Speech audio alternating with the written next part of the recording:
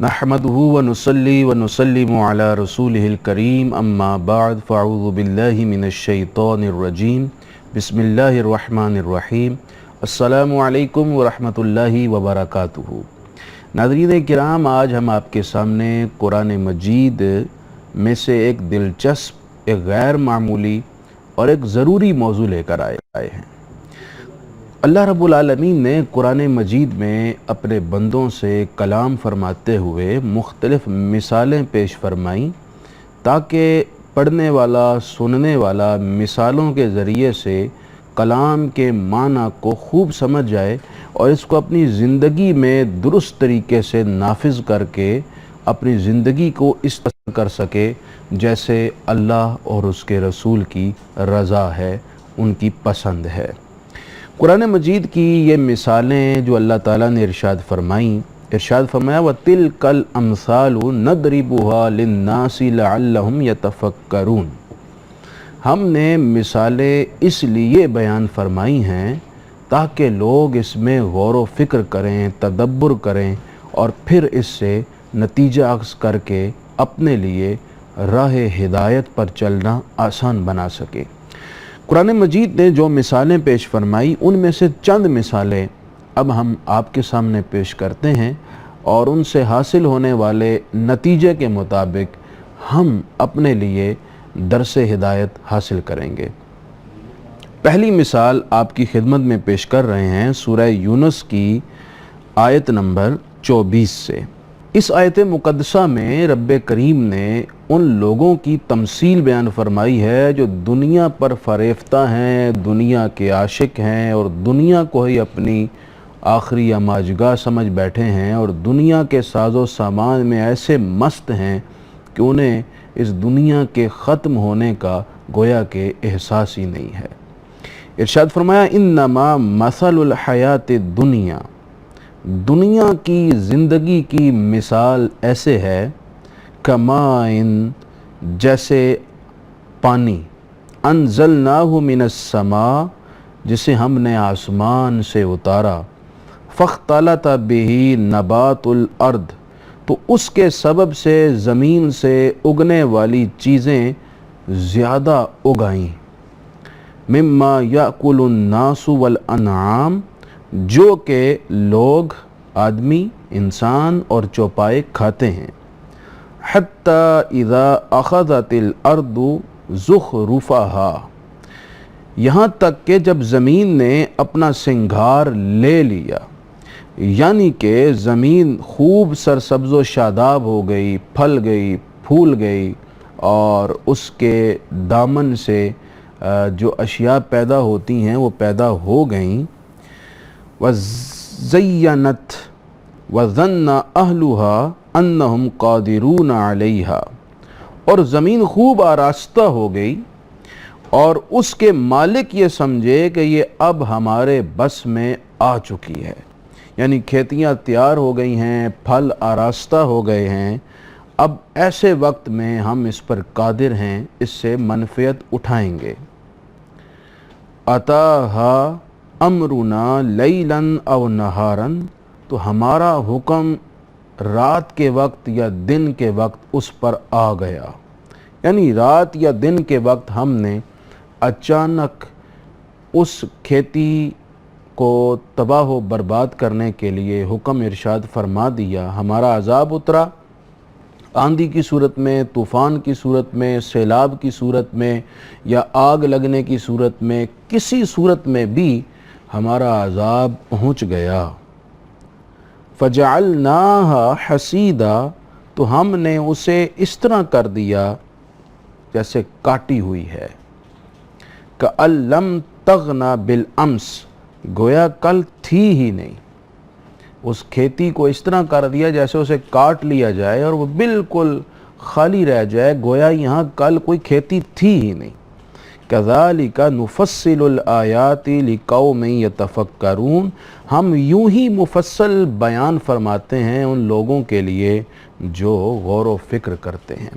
नाज़रीन इकराम, इस आयत मुक़द्दसा में ये बात समझाई गई कि दुनिया की ज़िंदगी की ये मिसाल है, एक शख्स उम्मीदों को आरास्ता करके محنت کرتا ہے اور ایسا دنیا کے ساز و سامان کو جمع کرنے کے لیے مست ہو جاتا ہے کہ اسے اپنی موت کی کوئی فکر ہی نہیں ہوتی، اور وہ آخرت کی تیاری پر ذرا دھیان اور توجہ نہیں دیتا، منتشر خیالات کے ساتھ منزل کا تعین کیے بغیر ہی دنیا کے پیچھے بھاگتا رہتا ہے۔ اچانک موت آتی ہے اور اس کی امیدوں پر پانی پھیر دیتی ہے، اور جیسے ایک کھیتی آسمان کے پانی سے تیار ہوئی تھی اور مالک یہ سمجھے کہ اب یہ کھیتی ہمارے قبضے میں آ چکی ہے، ایسے ہی دنیا والا دنیا دار شخص کما کر جب دنیا کو خوب اکٹھا کر لیتا ہے، اب وہ یہ سمجھتا ہے کہ اب میرا فائدہ اٹھانے کا وقت آ گیا ہے، اب میں مزے کروں گا، اس کی لذتیں حاصل کروں گا اور میں انجوائے کروں گا۔ وہ یہ سوچ ہی رہا ہوتا ہے کہ اچانک جس طرح اللہ تعالیٰ کا عذاب اترا اور کھیتی اجڑ گئی، اسی طرح موت کی آمد ہوئی اور اس کو لے کر چلی گئی، اور اس کی ساری امیدوں پر پانی پھر گیا۔ یہ مثال دے کر غور و فکر کا ذہن دیا جا رہا ہے کہ اے بندہ مومن، تو اپنے حقیقت کو، اپنے مقصد کو، دنیا میں آنے کی جو اصل وجہ ہے اس کو سمجھ۔ مجھے یہاں پر حضرت مولانا روم رحمہ اللہ کی بیان کی ہوئی ایک مثال یاد آ رہی ہے۔ ایک دنیا میں کھوئے ہوئے اور آخرت سے غافل شخص کو بیدار کرنے کے لیے بہت بہترین مثال ہے۔ اب فرماتے ہیں ایک شخص تھا، اس کے پیچھے شیر لگ گیا۔ اب وہ شیر سے بچنے کے لیے بھاگا، اور بھاگتا بھاگتا اسے ایک درخت نظر آیا جس کی جڑوں کے قریب بہت بڑا گڑھا ہے۔ ایک سائیڈ سے ہو کر وہ درخت پر چڑھ گیا، اوپر جا کر جس شاخ پر بیٹھا، اس شاخ کو ایک طرف سے سیاہ چوہا اور ایک طرف سے سفید چوہا کاٹنے میں مشغول۔ اس نے اوپر دیکھا تو شہد کی مکھیوں کا ایک چھتا ہے اور شہد ٹپک رہا ہے۔ اس نے انگلی سے شہد کو مس کیا، منہ میں ڈالا، بڑا لطف آیا۔ وہ شہد کی لذتوں میں ایسا کھویا کہ اسے دھیان ہی نہیں رہا کہ میرے پیچھے شیر ہے، میرے نیچے گڑھا ہے، جس شاخ پر بیٹھا ہوں اسے سیاہ اور سفید چوہے کاٹ رہے ہیں۔ مولانا روم فرماتے ہیں یہ ایک دنیا دار اور دنیا کو ہی اپنا مقصد سمجھنے والے شخص کی اور موت سے غفلت برتنے والے شخص کی مثال ہے۔ ہمارے پیچھے موت کا شیر ہے، آگے قبر کا گڑھا ہے، اور زندگی کی جس شاخ پر ہم بیٹھے ہیں اس کو دن کی صورت میں سفید چوہا اور رات کی صورت میں سیاہ چوہا ہر روز کاٹتے چلے جا رہے ہیں۔ زندگی گزر رہی ہے، ہم سمجھتے ہیں عمر بڑھ رہی ہے، میں بڑا ہو رہا ہوں، دراصل یہ زندگی کی شاخ کٹتی چلی جا رہی ہے، اور ہم جس طرح وہ شخص شہد کی لذتوں میں مست ہو کر انجام سے بے خوف ہو گیا، ہم دنیا کے مزوں میں، خواہشوں کی لذتوں میں اور شیطان کے ہمارے لیے سنوارے ہوئے جال میں اور اس کے دکھائے ہوئے خوابوں میں ایسے مست ہیں کہ ہمیں فکر ہی نہیں، کسی وقت بھی یہ شاخ زندگی کی ٹوٹ سکتی ہے اور ہم جا کر قبر کے گڑھے میں گر سکتے ہیں۔ قرآن مجید کی یہ مثال یقیناً سوئے ہوئوں کو جگانے میں بڑی مفید ہے۔ ناظرین کرام، اب ہم آپ کے سامنے قرآن مجید سورہ نحل کی آیت نمبر 112 پیش کرنے لگے ہیں، اور اس میں بھی ایک مثال بیان فرمائی گئی ہے۔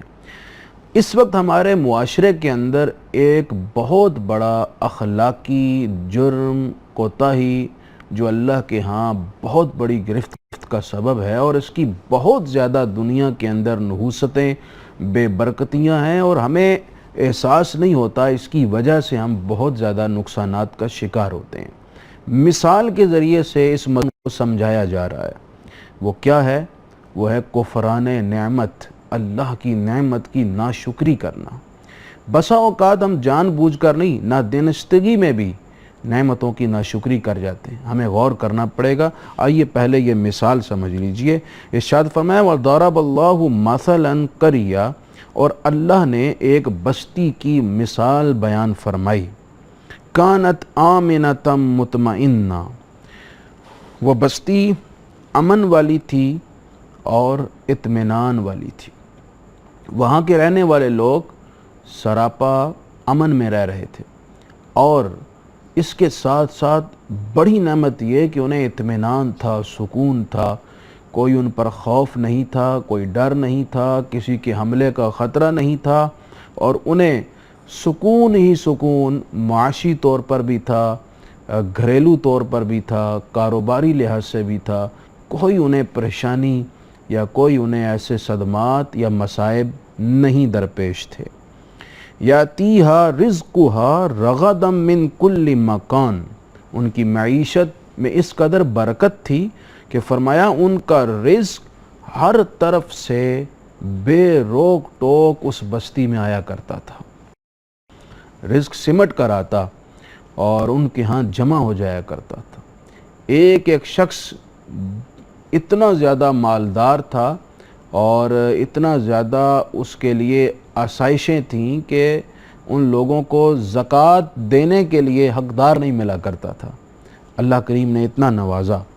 فَكَفَرَتْ بِأَنْعُمِ اللَّهِ، انہوں نے جب مال کی کثرت پا لی تو ایک مرض انہیں لاحق ہو گیا، اور وہ یہ کہ انہوں نے اللہ کی نعمتوں کی ناشکری کر لی۔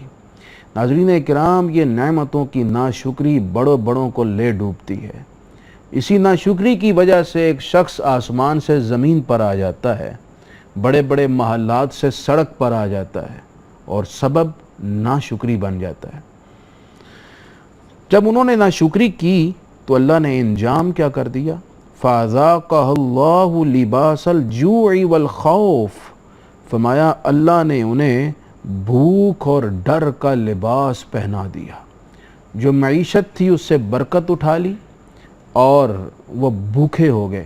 کل تک کے مالدار آج منگتے بن گئے اور بیکاریوں کی طرح ہاتھ پھیلانے لگ پڑے، اور کل تک کے معمون لوگ جنہیں امن تھا وہ محفوظ تھے، آج ان پر رعب مسلط ہو گیا، ڈر مسلط ہو گیا۔ دشمن کے ہیبت میں اور دشمن کے جلال میں وہ کانپنے لگ پڑے، ان کے شب و روز کے سکون اڑ کر چلے گئے۔ بما کانوا یصنعون، اور یہ بدلہ ہے ان کے کیے کا۔ ناظرین کرام، آپ نے اس مثال سے خود ہی نتیجہ اخذ کر لیا ہوگا کہ ناشکری ان کے لیے ذلت کا، بھوک اور افلاس کا، اور اس کے ساتھ ساتھ بد امنی کا سبب بن گئی۔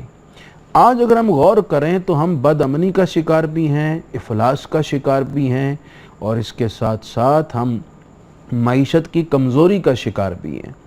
تو آخر اس کی وجہ کیا ہے؟ بہت سارے اسباب میں سے ہم اگر غور کریں تو ہمیں ناشکری بھی ایک سبب نظر آئے گا۔ اللہ کریم نے ہمیں کتنی نعمتوں سے نوازا۔ ہمارا جو دل ہی ہے یہ روزانہ 1,00,000 سے زیادہ مرتبہ دھڑکتا ہے۔ ہمارے پھیپھڑے روزانہ کتنی ہزار مرتبہ سانس لیتے ہیں۔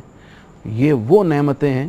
ہماری آنکھ ہی دیکھ لیجئے، یہ دیکھتی ہے، ہمارے اس پر پیسے نہیں خرچ ہوتے۔ ہم زبان سے بولتے ہیں، ہم کانوں سے سنتے ہیں، پاؤں سے چلتے ہیں، ہاتھ سے پکڑتے ہیں۔ یہ پورا ایک جہان صغیر ہے ہمارے بدن کے اندر جو ہمیں اللہ کی نعمتوں کی طرف متوجہ کرتا ہے اور شکر ادا کرنے پر مجبور کرتا ہے۔ اس کے علاوہ ہمارا مکان، ہماری اولاد، ہماری عزت، ہمارا معاشرے کے اندر وقار، ہمارا رزق، یہ ساری نعمتیں، اور پھر یہ ساری کائنات ایک انسان کے لیے خدمت انجام دے رہی۔ سورج ہمارے لیے، چاند ہمارے لیے، رات اور دن کی آمد و رفت ہمارے لیے، یہ رزق کے لیے جو ہزاروں لاکھوں اسباب ہیں، زمین کی تہ سے لے کر بارش کے برسنے تک، ہواؤں کا اپنا کردار، دریاؤں کا اپنا کردار، یہ سب ہمارے لیے ہی تو ہے۔ آخر کیا وجہ ہے کہ ایک شخص پھر بھی شکر ادا نہیں کرتا؟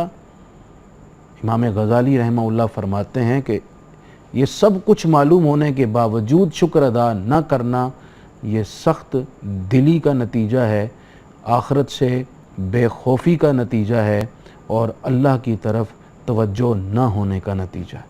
ہمیں غور کرنا چاہیے اور اس مثال کو سمجھ کر شکر کرنا چاہیے۔ शुक्र करेंगे तो क्या मिलेगा?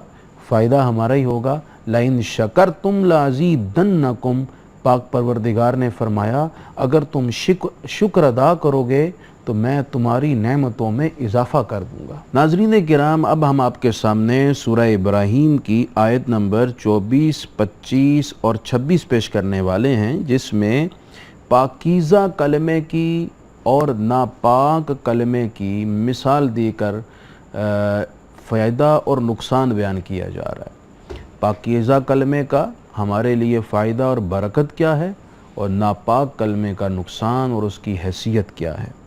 इरशाद फरमाया अलम तरा कैफ़ा दरबल्लाहु मसलन कलिमतन तय्यबा, क्या तुमने ना देखा अल्लाह ने कैसी मिसाल बयान फरमाई पाकीज़ा कलमे की। का शजरतिन तय्यबतिन अस्लुहा साबितुन व फरउहा फिस्समा, पाकीज़ा कलमे की मिसाल ऐसे है जैसे एक पाकीज़ा दरख्त है जिसकी जड़ ज़मीन में कायम है और उसकी शाखें आसमानों में हैं। तुती उकुलहा कुल्ल हीनिम बिइज़्नि रब्बिहा, हर वक्त वो अपना फल देता है अपने रब के हुक्म से। यदरिबुल्लाहुल अमसाल लिन्नासि लअल्लहुम यतज़क्करून, और अल्लाह लोगों के लिए मिसालें बयान फरमाता है ताकि वो नसीहत हासिल करें। नाज़रीन किराम, ये पाकीज़ा कलमे की मिसाल दी गई है। पाकीज़ा कलमा जैसे कलमा तौहीद है, ये ऐसा कलमा ईमान है कि जिसकी जड़ मोमिन के दिल में है और इसकी शाखें यानी इसके आमाल आसमानों में पहुँचते हैं, और इसकी बरकतें पूरा साल मोमिन को हर लम्हा नसीब होती रहती हैं। कलमा तौहीद जिस शख्स ने सिद्के दिल से पढ़ा वो पूरा साल इसकी बरक़ात उठाते हैं। हुज़ूर सैयद आलम सल्लल्लाहु ताला अलैहि वसल्लम ने एक दफ़ा सहाबा किराम से इस्तिफ़सार फरमाया, वो दरख्त बताओ जो मोमिन की तरह है। अर्ज़ की गई हुज़ूर फ़लाँ दरख्त है, फरमाया नहीं। फ़लाँ दरख्त है, फरमाया नहीं। फ़लाँ दरख्त है, फरमाया नहीं। फिर हुज़ूर ने ख़ुद ही जवाबन इरशाद फरमाया, वो खजूर का दरख्त है जो पूरा साल कायम रहता है, पत्ते होते हैं और पूरा साल वो फल देता है और पूरे साल लोग उससे फ़ायदा उठाते हैं। फरमाया इसी तरह मोमिन है, जब कलमा तौहीद रसूख से पढ़ लेता है और वो उसके दिल में जड़ पकड़ लेता है, उसके आमाल आसमानों तक पहुँचते हैं और उसकी बरक़ात पूरे साल हर लम्हा मोमिन को नसीब होती हैं। यहाँ से एक सबक ये मिला कि पाकीज़ा कलमा बरकत का बाइस है, उसके फ़ायदे हैं और वो अल्लाह के यहाँ हमारे अमल मौजूद हैं, और जो नापाक कलमा है उसका नुकसान क्या है, इससे अगली आयत में वो बयान किया जा रहा है।